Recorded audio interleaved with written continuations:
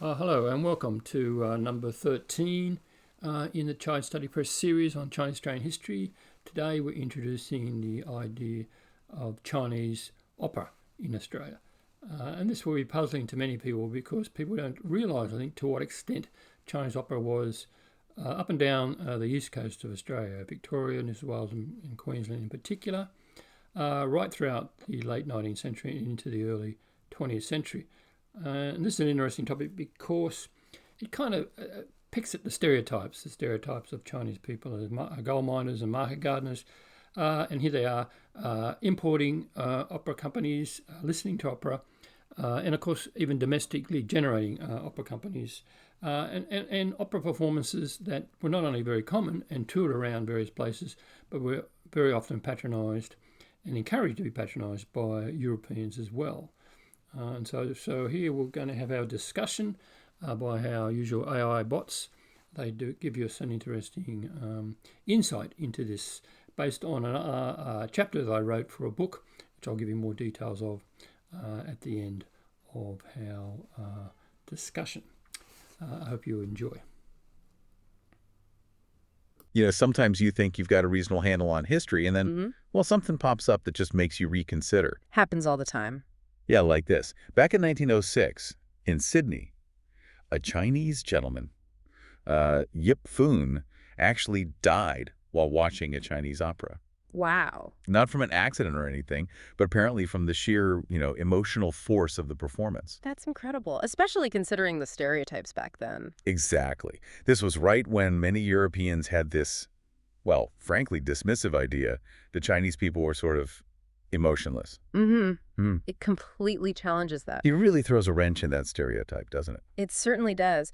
And what's fascinating is how this pretty dramatic story is actually a great way into a much bigger, often overlooked part of Australia's past. Right. Because when we think early Chinese Australians, we usually picture gold miners, maybe market gardeners. The standard images, yeah.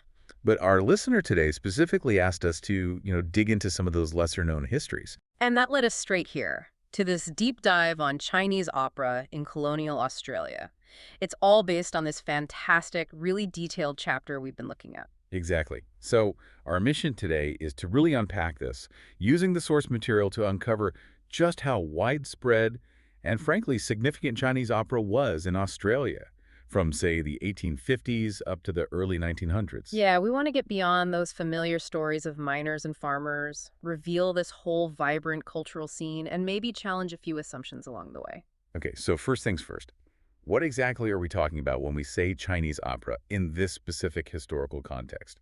Because the source points out some important distinctions. That's a really crucial starting point. Today, we might automatically jump to Cantonese opera. Right? Yeah, seems logical. But back then, that term wasn't commonly used in Australia. European newspapers almost always called it Chinese opera, or maybe Chinese theater, Chinese drama. And even the Chinese community's own press used broader terms. That's right. Things like pear garden, a traditional term for opera or just great play. So while, yeah, many performers probably came from Guangdong province, just slapping the label Cantonese opera on everything from this period, it's not quite accurate. Right, and it gets even more complex with the languages used, doesn't it? Because the immigrants themselves, they weren't all speaking the same dialect. Not at all. They came from different parts of Guangdong, speaking various dialects.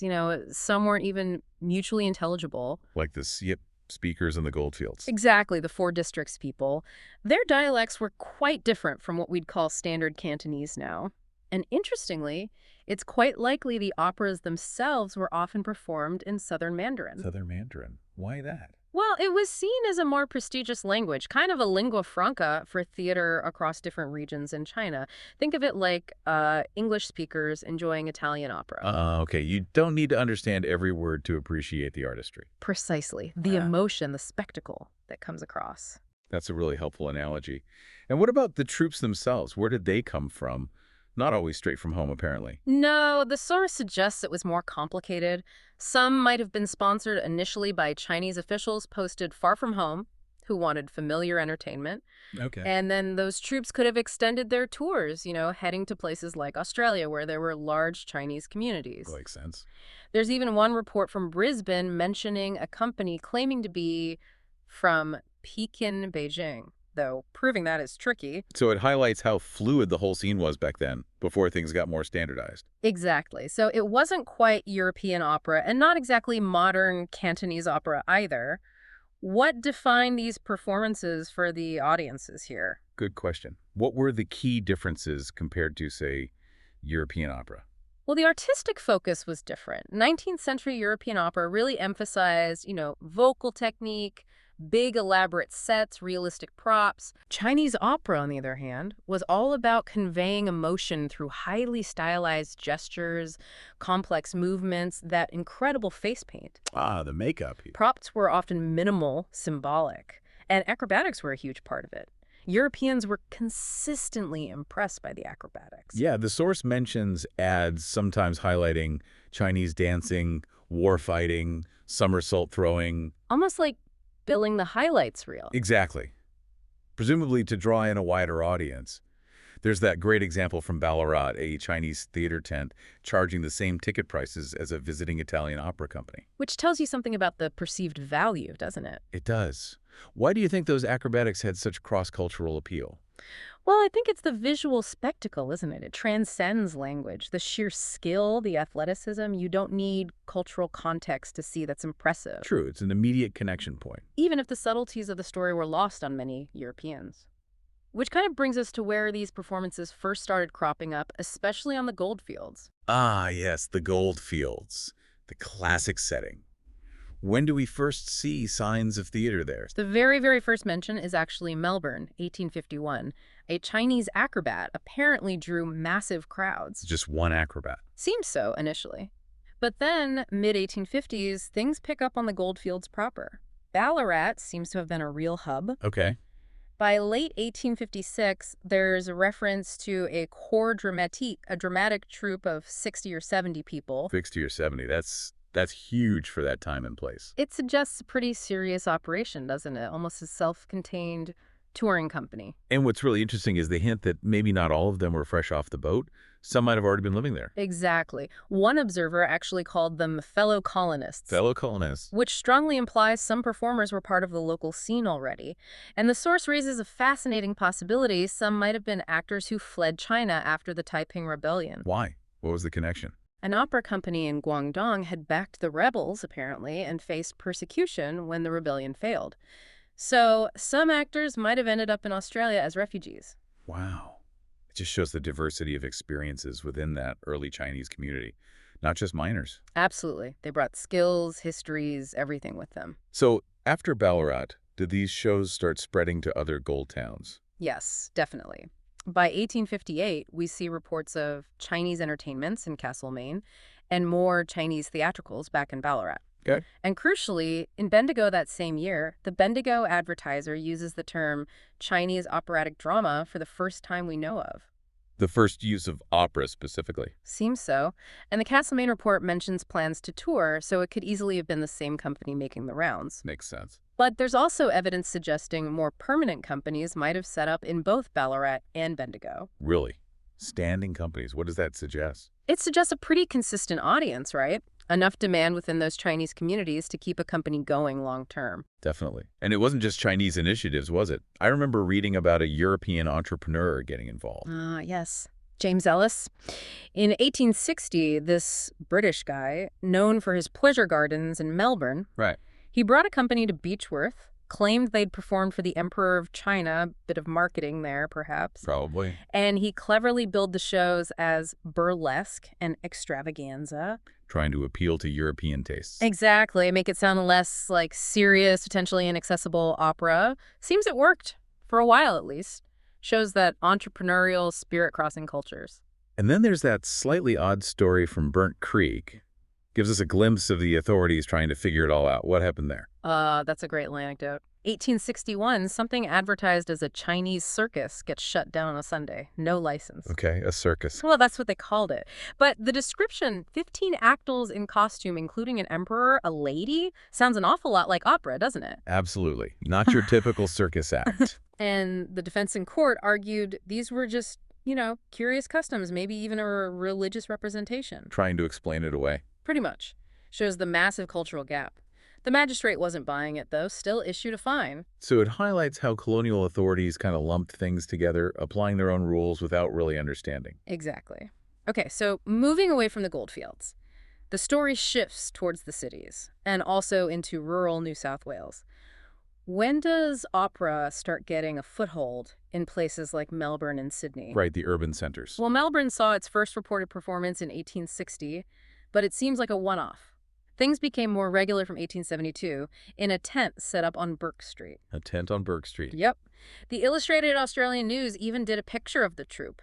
And the paper noted that Chinese people seemed to gratify their fondness for the drama wherever they settled. That's quite an observation for a mainstream paper back then. Suggests a growing awareness. A recognition, maybe? Yeah. Even just on the surface.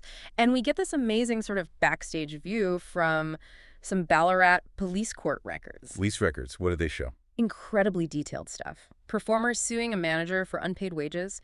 And the court records include the full translated text of their contract. No way. What did the contract cover? Everything. Salary, food allowances, compensation if the contract was broken, transport, even fines if they didn't help put up the theater tent. Wow. That gives you a real sense of the professional setup. Absolutely. These were serious, organized companies, even if disputes happened. It shows a clear level of organization, defined roles, not just casual gigs. Definitely not. And as the goldfields faded, Melbourne naturally became more central for these performances, but the legacy didn't vanish from the regions, did it? Bendigo still got a connection. Ah, yes. The Easter Parade. Exactly. Since 1879, Bendigo's Easter Fair Parade has pretty much always included Chinese cultural elements, often drawing directly on opera costumes and traditions. It's still going strong today. A really powerful living link to that history. It really is. Now, New South Wales. The picture seems a bit different there, initially at least. Lots of Chinese on the goldfields, but less evidence of opera compared to Victoria.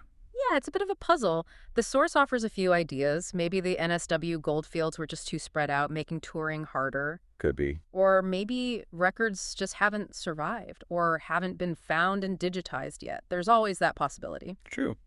Another theory floats the idea that maybe the Shangyap speakers, perhaps more numerous in NSW initially, weren't as big on opera.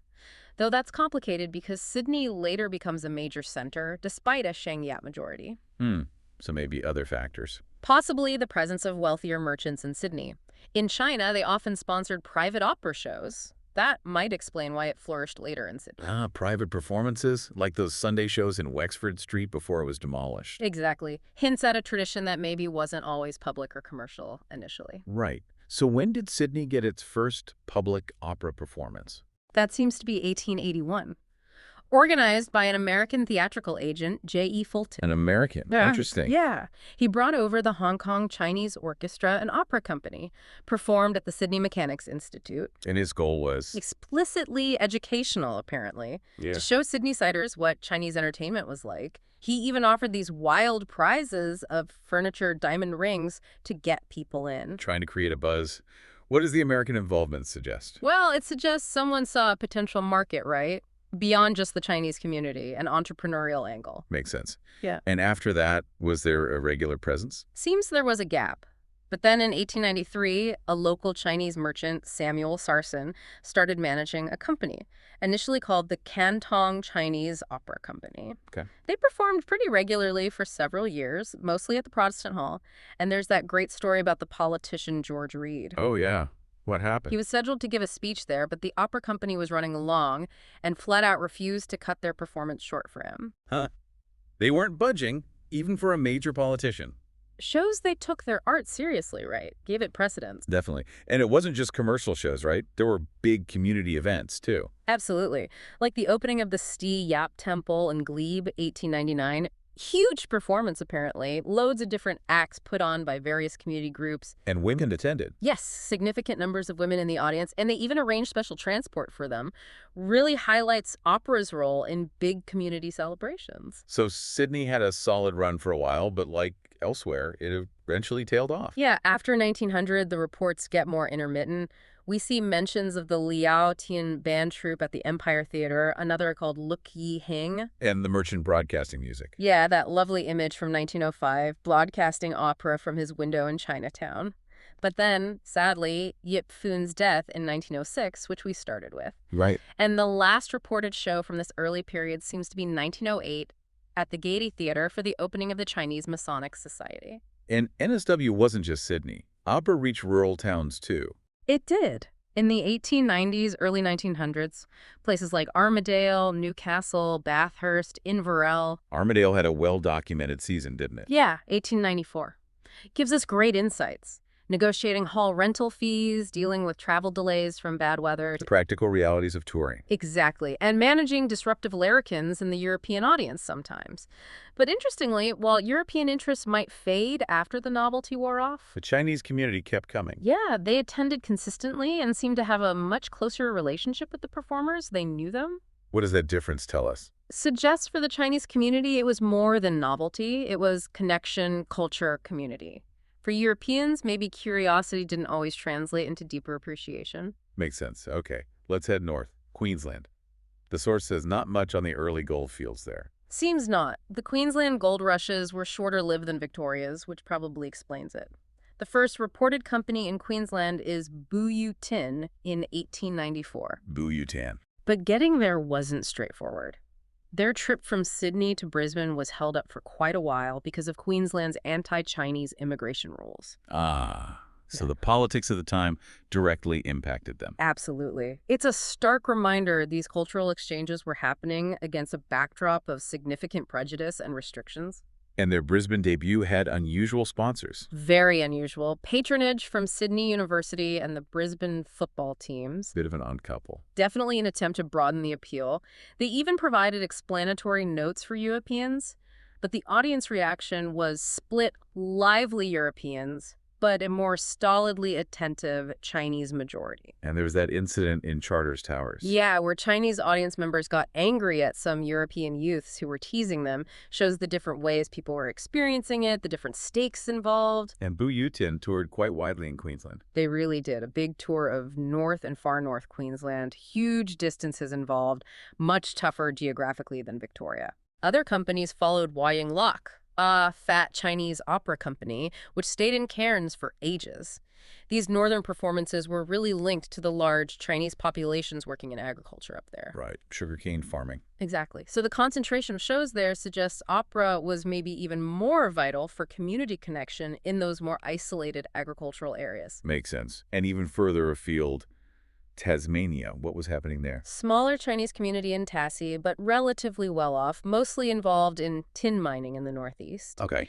And in 1893, that same Cantong Opera Company that played Melbourne went to Launceston. Their goal, to raise money for local city improvements. Really? Fundraising for the wider Launceston community. Yep. The local paper even wrote a funny little poem encouraging people to go. They did 2 operas, Kum Yip Koot and The Faithful Servant provided programs. That was the turnout. Reported as moderate. But it's another great example of the Chinese community using their culture to contribute locally. Absolutely. Okay, so we see opera embedded in Chinese communities across the colonies. Let's flip the perspective. How did Europeans generally react? Yes, the European response. It's complex and often quite revealing. How so? Despite how long these shows were around, deep European understanding or appreciation seems pretty limited overall. So initial curiosity, maybe. Yeah, lots of initial curiosity. Fascination with the visuals, the amazing costumes, the face paint, the acrobatics we mentioned. And not the music or the stories. Generally, no. Less appreciation for the music, very little grasp of the complex plots. And the newspaper reviews reflected this. Oh, absolutely. Often very Eurocentric.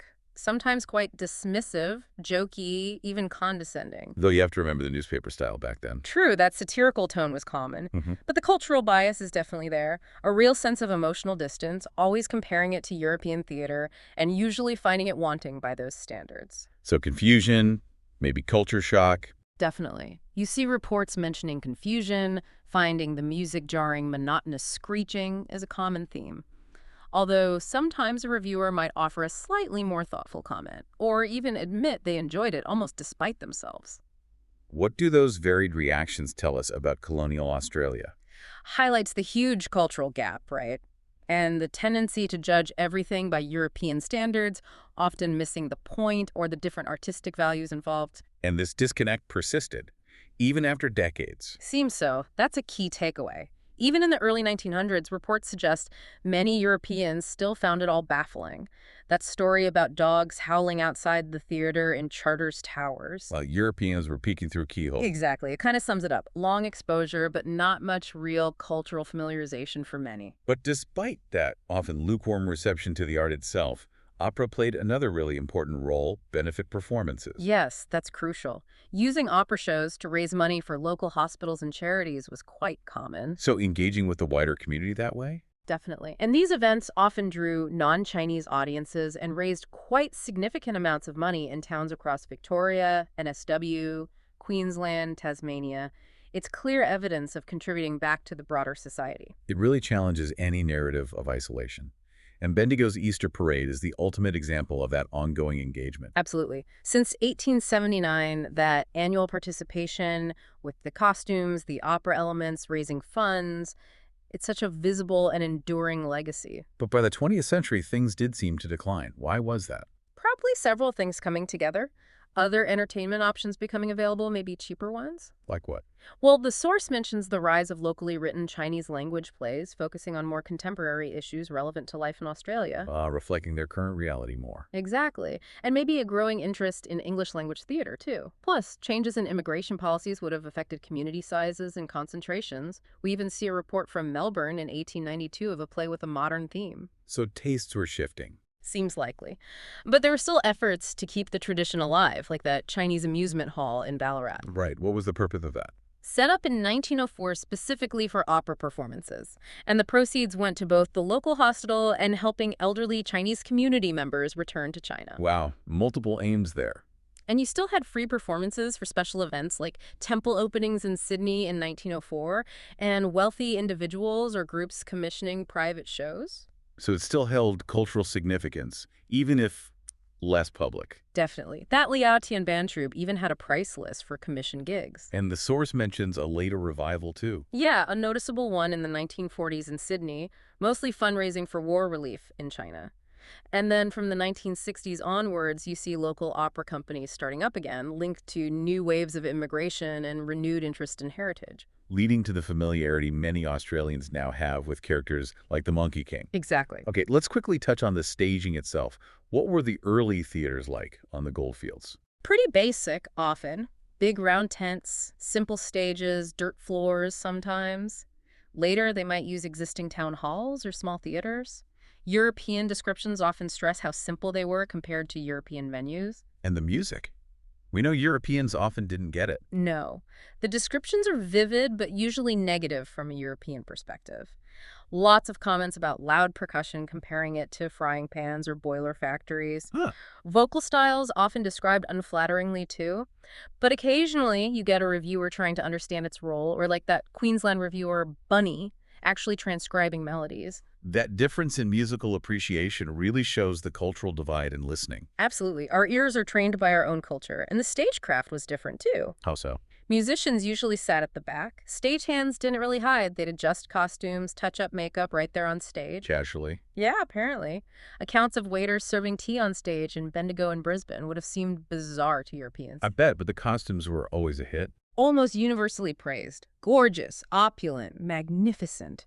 Even reviewers who hated the music loved the costumes. And the female roles, played by men initially. Yes, traditionally all roles were played by men until quite late in the 19th century, and by all accounts, they were incredibly skilled at portraying female characters, often really impressed European observers. Though sometimes caused confusion about who was who. Yeah, occasional debates in the audience. There are later less reliable reports mentioning actual Chinese females performing, and that one very odd account of 8 Western beauties on stage in Sydney in 1898. A real outlier. What about audience behavior? Different from European norms, early Bendigo reports mention applause by hammering with their feet. Stamping. Yeah. But generally, a quiet, attentive audience seems more common later on. Descriptions mention a relaxed vibe, people smoking opium, cigars, drinking ginger beer during the show. Very different etiquette. Very. By the 1890s in Sydney, audiences were described as incredibly still, totally absorbed. And while noisy Europeans might have been tolerated early on, expectations for quiet seemed to grow. And the stories themselves. Yeah. Any recognizable plots? A lot of the summaries are frustratingly vague. Some sound amazing: War with a European Governor, A Chinese Baby Tale, one called Hang Me ran for 6 nights. Wow. But we can spot some classics: The Three Kingdoms, Legend of the White Snake, and Europeans often love the fight scenes, detailed descriptions of the weapons and acrobatics involved. This has been such a fascinating journey into this, well, almost hidden history. As we wrap up this deep dive, what are the key takeaways for you? Well, first, just the sheer scale and persistence of Chinese opera here. It wasn't marginal, it was a major cultural presence for decades across multiple colonies. Right. Second, it really underlines the cultural exchange happening, even if it was often filtered through prejudice. Third, that European response complex, curious, but ultimately limited by their own cultural framework. And finally, how its decline and later partial revival reflect broader changes in Australian society and culture. Absolutely. And maybe a final thought for you, the listener, to take away. Given this incredibly rich history that, let's face it, has largely vanished from mainstream memory, Yeah. what does its erasure tell us? Yeah. What does it say about how things like the White Australia policy didn't just affect people, but also shaped our collective memory, our national story? Exactly. And it makes you wonder, what other vibrant, complex histories are out there waiting to be rediscovered? Histories that could genuinely reshape how we understand Australia's past and its present multicultural reality. Definitely something to think about. Okay, I hope you enjoyed that discussion. I think it was a fascinating insight into just how complex Chinese-Australian history and society was in the 19th and early 20th century, far more complex than the usual stereotypes are. A lot of nuance there, I think, the European interactions, yet the failure of Europeans, despite the opportunity to actually engage with this culture due to their own narrowness and prejudices.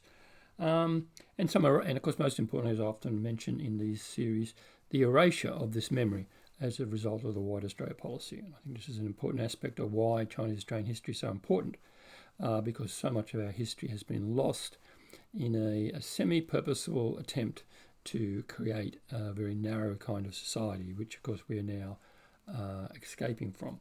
So that was part of a chapter called Smoking Opium, Puffing Cigars and Drinking Ginger Beer. It appears in a book called Opera, Emotion and in the Antipodes, Volume 2, published in 2020 by Routledge, if you can look it up. And I may eventually publish another version of that in collected works in the future. But for now, if you're interested in what is published by Child Study Press, look it up on Child Study Press website, or you can write to me at childstudypress@gmail.com. I look forward to hearing more from you, and I hope you enjoyed this discussion of Chinese opera. Thank you.